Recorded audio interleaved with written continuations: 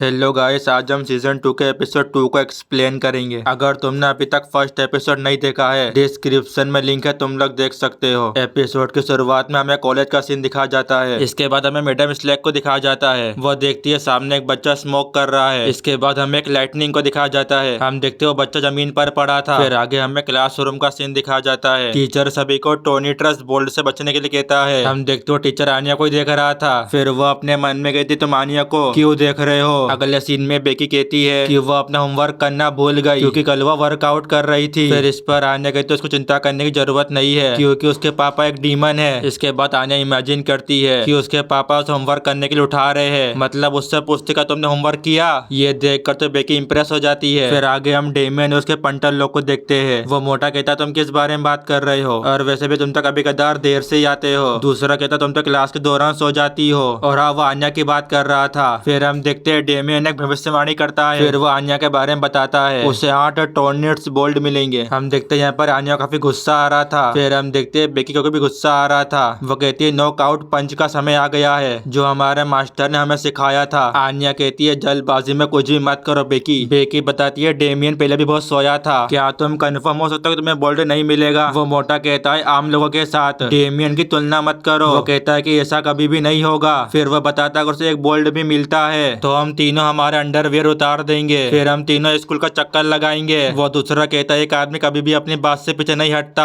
क्या ये सही नहीं है डेमियन। हम देखते हैं यहाँ पर उसकी हालत खराब हो गई थी। आगे हम देखते हैं फिर बिल उनके पास डरते हुए आता है। वो डरते हुए उन सभी को भागने के लिए कहता है। अगले सीन में हम देखते दो लड़के आपस में बातें करते हुए जा रहे थे। फिर हमें मैडम स्लैक को दिखाया जाता है। फिर हम देखते हैं वो उन दोनों के ऊपर बोल्ड चिपका देती है। फिर हम देखते हैं वहाँ पर हेनरी टीचर भी आ जाते हैं। वो कहते हैं मैं देख रहा हूँ कि तुम बिल्कुल भी नहीं बदली। मैडम कहती है बहुत समय हो गया है। हेनरी उससे कहता तुम कैसा फील कर रही हो। वो बताती है जैसा कि तुम देख सकते हो मैं टॉप फॉर्म में हूँ। हेनरी देखते उन दोनों को एक एक बोल्ड दिया है। वो कहते हैं कि तुम थोड़ा ज्यादा कर रही हो, लेकिन वो कहते तुम थोड़ा नर्म हो गए हो। इसका मतलब अब नंबर इनके स्टूडेंट का ही है। हम देखते वो जाने लगती है। हमें पता लगता है कि उसने ईडेन के स्टूडेंट में डर का माहौल बना दिया था। वो एक गंभीर बीमारी की वजह से अस्पताल में भर्ती थी, लेकिन अब वो वापस आ गई है। उसने अनगिनत स्टूडेंट को बोल्ड दिया है। उससे बुलाते ओल्ड लेडी टोनिट्स। हम देखते हैं यहाँ पर बच्चों में तो डर का माहौल बन गया था। बिल बताता इससे पहले कि देर हो जाए, मतलब फटाफट यहाँ से कल्टी मार लो। डेमियन कहता हमें क्या करना चाहिए। बेकी बताते किसी सेफ जगह पर जाते हैं। हम देखते उनके सामने मैडम आ गई थी। वो कहती है आपसे मिलकर खुशी हुई। स्टूडेंट कहते ये ओल्ड लेडी टोनिट्स है। वो सभी को सिंगल लाइन में खड़े होने के लिए कहती है। अगले सीन में हम देखते हैं वो एक बच्चे के बैग को चेक करती है। वो कहती है ये क्या है। वो बच्चा घबराते कहता है स्नैक्स है। मैडम उससे कहती तुम जानते भी हो ये सिंपल भाषा में ये अलाउ नहीं है। वो बच्चा कहता हाँ मैडम मुझे पता है। हम देखते हुए मैडम उसके ऊपर बोल्ड चिपका देती है। इसके बाद वो सेकंड बच्चे को चेक करती है। उसके पास कार्ड निकलते हैं। वो बच्ची कहती है मुझे माफ करना, मैंने नहीं किया, मुझे नहीं पता था, मतलब मुझे उन्हें लाना नहीं था। वो बच्ची नियम नहीं जानती थी फिर भी उसे बोल्ड दे दिया। हम देखते हैं यहाँ पर मैडम को पनिशमेंट देने में मजा आ रहा था। वो फुल मूड में उन्हें सजा देने के लिए एक तरह से वो सभी को सजा देगी। हम देखते हैं यहाँ पर आन्या घबरा रही थी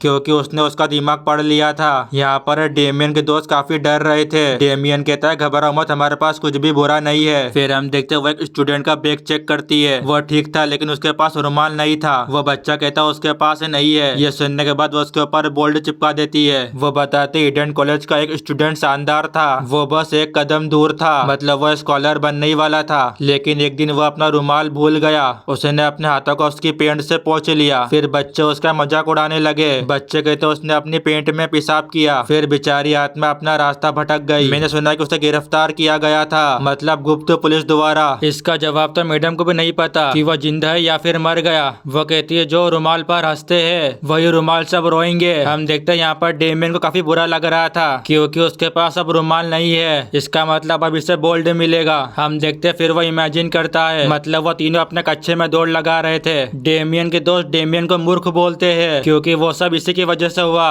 फिर वो सोचता है कि वो अपने दोस्त से रुमाल मांग लेगा, लेकिन ऐसे में तो वो धोखा खिलाएगा। बेकी उससे कहती तुम सबसे खराब हो। फिर वो कहता नहीं मुझे क्या करना चाहिए। यहाँ पर हम देखते हैं आनिया उसका दिमाग पढ़ लेती है। वो कहती है दूसरा बेटा घबरा रहा है। डेमियन बताता सबसे इम्पोर्टेंट बात तो ये है अगर उसे एक भी बोल्ड मिलता है तो वो अपने डेट का कभी सामना नहीं कर पाएगा। यहाँ पर आनिया समझ जाते कि प्लान भी खतरे में है। फिर हम देखते हैं आनिया अपना रुमाल उसको यूज करने के लिए कहती है। आनिया कहती है उसके पास 2 रुमाल है और इसी के साथ डेमियन उसका रुमाल ले लेता है। हम देखते हैं यहाँ पर आन्या इमेजिन करती है, अरे वही उसकी हमेशा की तरह कल्पना करती है। फिर टीचर डेमियन से कहती है तुम्हारा रुमाल है। इस पर डेमियन हाँ कहता है और इसी के साथ डेमियन पास हो जाता है। इसके बाद नंबर आन्या का आता है। टीचर उससे कहती है तुम्हारा रुमाल कहाँ है। इसके बाद हम देखते हैं आन्या अपना बस्ता चेक करती है, लेकिन उससे अपना रुमाल नहीं मिलता। हम देखते हैं यहाँ पर आन्या फिर रोने लग जाती है। ये देखकर डेमियन मैडम को सच बताने वाला था, लेकिन आन्या उसे रोक देती है। अगले सीन में हम देखते हैं डेमियन आन्या का रुमाल उसे वापस करता है। वो बताता है वो उसका भुगतान भी करेगा, इसके बदले में वो आन्या को केक खिलाएगा और इसी के साथ आन्या का प्लान भी सक्सेस हो जाता है। अगले सीन में हम आन्या और उसके मॉम डैड को देखते हैं। यहाँ पर हम देखते हैं लॉयड देखता है आन्या को बोल्ड मिला है और इसके बाद वो बेहोश हो जाता है। इसके बाद हमें लॉयड का बचपन का सीन दिखाया जाता है। लॉयड और उसके दोस्त गेम खेल रहे थे। उसका दोस्त उससे कहता हमें क्या करना चाहिए। हम देखते हैं यहाँ पर लॉयड ने चालाकी दिखाई थी। फिर लास्ट में लॉयड उसके ऊपर हमला कर देता है। वो दूसरा कहता है मैं किसी रबर बैंड से मरने वाला नहीं हूँ और इसी के साथ वेस्टालिस जीत जाती है। वो रोते हुए कहता है कि हम फिर से हार गए। इसके बाद हम देखते हैं वो सब ताश का गेम खेलते हैं। लॉयड के सामने वाला कहता है ये गुप्त अड्डा हमारा है, इसीलिए बेहतर होगा कि तुम लोग इसके बारे में किसी को भी मत बताना। लॉयड कहता अगर किसी को भी पता चलता है कि हम बिना परमिशन के अंदर गए थे, फिर वो अपना आगे का प्लान भी बनाते हैं। एक बंदा बताता हुआ तो खाना भी लाएगा। फिर वो अपना गेम कंटिन्यू करते हैं। लॉयड एक बार और फिर से जीत जाता है। फिर हम देखते हैं वो चारों गाना गाते हुए घर जाते हैं। अगले सीन में हम घर का सीन देखते हैं। उसके डैड घर पर ही थे। उसके डैड उससे कहते तुम्हें देर हो गई। लॉयड बताता है वो अपने दोस्तों के साथ खेल रहा था। उसके डैड समझ जाता है कि वो सोल्जर का गेम खेल रहा था। लॉयड बताता है वो अभी आर्मी में शामिल होना चाहता है। फिर हम देखते हैं उसके डैड उसे चाटा मारते हैं।